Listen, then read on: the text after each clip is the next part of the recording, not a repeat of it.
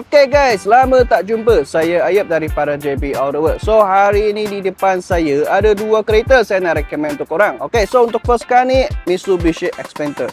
Okay, so untuk Mitsubishi Xpander ini dia punya harga baru dekat-dekat 100,000. Okay, harga sekarang 71,800. Yang harga ni tak termasuk road tax dengan insurance.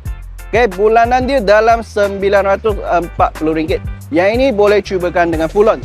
Okay, so untuk Mitsubishi Xpander ini, warna dia memang sangat cantik. Warna putih lah. Okay, dah siap dengan full body kit. Lepas tu dah datang sekali dengan jajan. Yang ini Mitsubishi Xpander, ruang dia pun sangat-sangat luas kawan-kawan. Lagi ada keyless entry. Okay, so dia punya dalaman, you orang boleh tengok. Wow, dashboard dia masih sangat cantik. Leather full original leather seat. Okay, leather pun tak ada kata rosak-rosak koyak-koyak sebab tahun dia masih baru. Boleh kata 2 tahun punya kereta.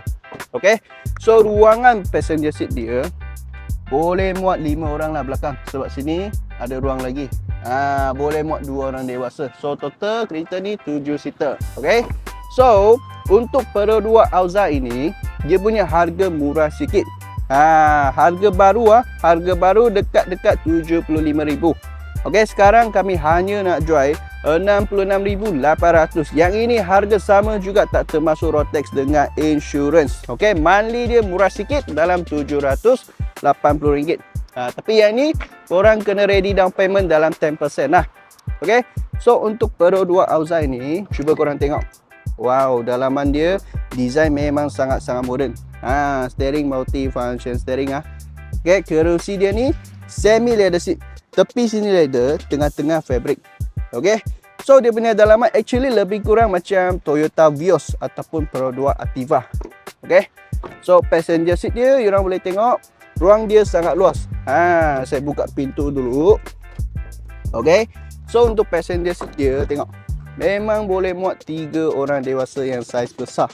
Okey, untuk belakang sini boleh muat 2 orang kanak-kanak. Sebab dia tak macam Mitsubishi Xpander begini, dia luas sikit. Okey, design belakang pun nampak sporty juga. Tengok. Pearl 2 Alza punya design belakang nampak sporty. Xpander punya boleh kata lagi sporty kawan-kawan.